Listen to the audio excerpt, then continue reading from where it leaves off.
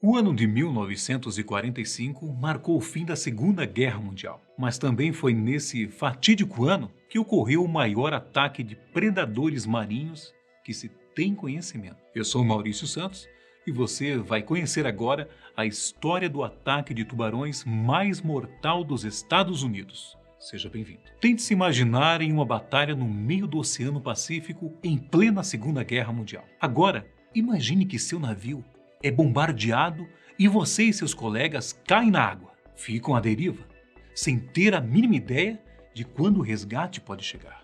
Bom, o cenário trágico não poderia ser pior, concorda?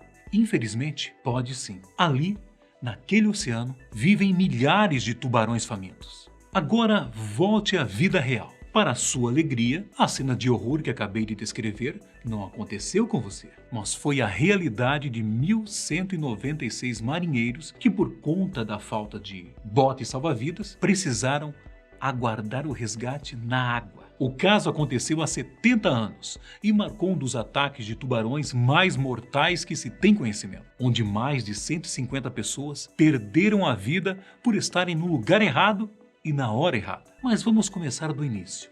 No dia 16 de julho de 1945, o navio americano USS Indianapolis deixou o porto de São Francisco, na Califórnia, com 1.196 marinheiros a bordo. Sua missão, na época classificada como ultra secreta, era transportar uma das cargas menos desejadas de todos os tempos, os principais componentes tecnológicos e o urânio da bomba atômica Little Boy, que seria lançada sobre Hiroshima algumas semanas depois. 10 dias mais tarde, o navio chegou à pequena ilha de Tinian, no arquipélago das Marianas, de onde o bombardeiro, Enola Gay, decolaria para cumprir aí a sua missão.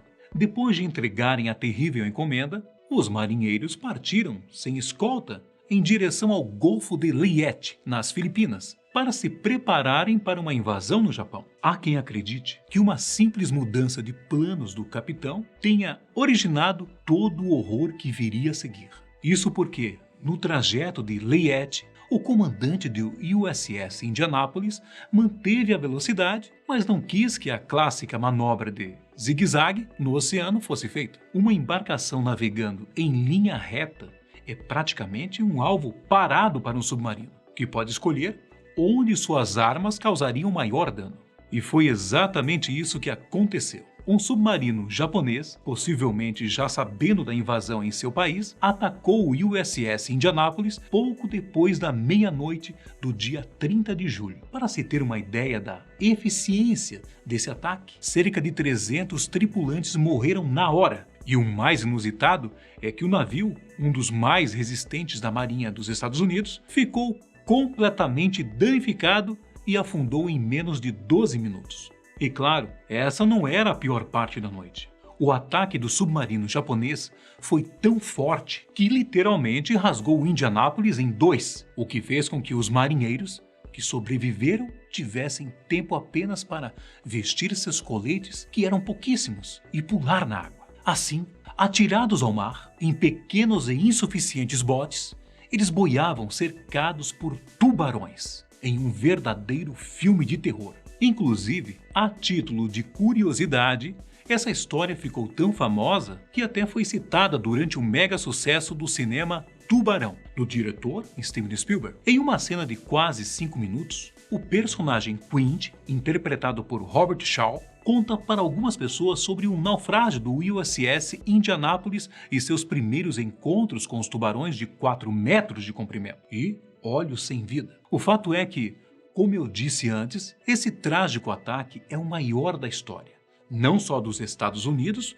mas do mundo inteiro. Isso porque, além das mais de 150 pessoas que serviram de alimento para os tubarões, outras 430 morreram por desidratação ou fome ao longo dos 4 dias à espera de um resgate. O navio USS Indianapolis não poderia ter sido atacado em um lugar pior que aquele. Era simplesmente a área do Pacífico onde existem mais tubarões, em especial o galha branca oceânico, um dos mais violentos e agressivos do mundo.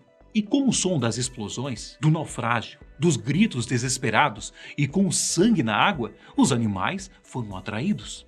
O resultado você já deve imaginar, foram ao ataque sem piedade alguma. As histórias dos sobreviventes desse trágico acidente são de arrepiar.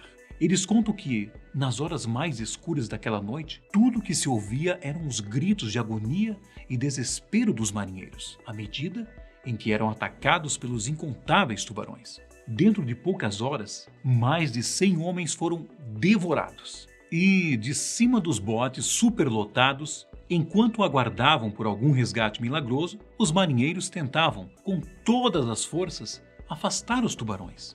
Em vão. Inicialmente, os tubarões atacaram somente as pessoas feridas ou mortas que já estavam caídas no oceano. Mas, com o passar do tempo, começaram a optar também pelos marinheiros que estavam vivos. Inclusive, em certo momento de desespero extremo e muita fome, já que ficaram mais de 96 horas perdidos no meio do Oceano Pacífico, os marinheiros abriram algumas latas de carne em conserva para comer.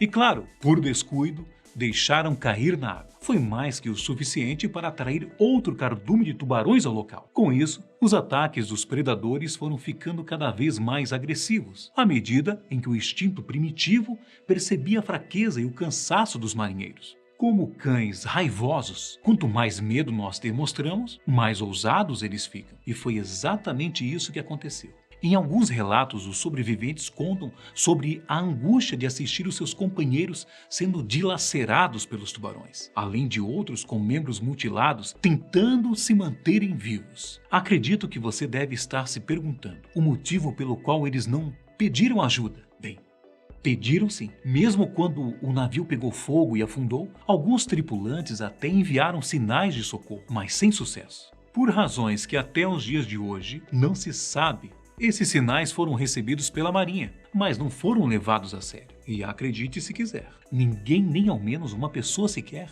suspeitou que alguma coisa estava errada quando o navio não conseguiu chegar a tempo ao destino. Por conta disso, nenhuma equipe de busca foi enviada para procurar o navio ou seus sobreviventes. E claro, como já deve imaginar, embora os tubarões tenham sido a pior parte do ataque dos submarinos japoneses, eles não foram os únicos problemas que os sobreviventes tiveram de enfrentar. Como estavam rodeados de água salgada, os homens não beberam nada. Caso tentassem, como muitos fizeram, logo sofriam com alucinações e tornava a situação ainda mais perigosa. Mas é claro que em algum momento, esse pesadelo precisava ter fim, não é? Às 11 horas do quarto dia de horror, os sobreviventes foram acidentalmente descobertos pelo tenente Gwyn, que pilotava um bombardeiro em patrulha na área, que imediatamente pediu ajuda pelo rádio, com reforço. E depois de ver os sobreviventes atacados por tubarões, ele usou seu avião para resgatar os homens que ainda estavam sob risco de serem devorados. Na época, todos na Marinha ficaram chocados com a tragédia sofrida pelo navio, mas por conta da sua missão, ou seja, transportar os principais componentes tecnológicos e o urânio da bomba atômica de Hiroshima, eles não podiam contar exatamente o que havia acontecido. Por isso, o governo escondeu a notícia do acidente por 2 semanas. Durante esse tempo, tanto Hiroshima quanto Nagasaki foram destruídas. E acredite se quiser, quando o Japão se rendeu em 1945, o governo americano divulgou as informações para que tudo acabasse sob a notícia de uma vitória. Eu realmente não sei que vitória seria essa, mas continuemos nossa história. Vários meses depois que tudo foi dito e feito, o capitão do navio foi levado à corte. Aparentemente, ele falhou em dirigir o navio em linha reta. Condenado, cometeu suicídio algum tempo depois, fazendo com que o Congresso póstumamente limpasse seu nome de qualquer delito em 2000. O fato é que quando as operações de resgate terminaram, apenas 317 dos 879 sobreviventes originais conseguiram voltar à costa. O resto sucumbiu aos tubarões, fome, sede, os seus ferimentos. A tripulação original do Indianapolis era de 1.196 pessoas. Bom, os ataques ao USS Indianapolis foram horríveis, mas fazem parte da história e continuam a chamar a atenção de muitas pessoas até os dias de hoje. Caso tenha se interessado, aí vai uma dica. O filme USS Indianapolis, estrelado por Nicolas Cage como Capitão McVeigh, foi lançado em 2016. Vale a pena conferir. Bom, por hoje é só. Espero que você tenha gostado de saber sobre o ataque de tubarão mais mortal dos Estados Unidos. Deixe nos comentários uma sugestão de vídeo e até logo. Fique com Deus e tchau!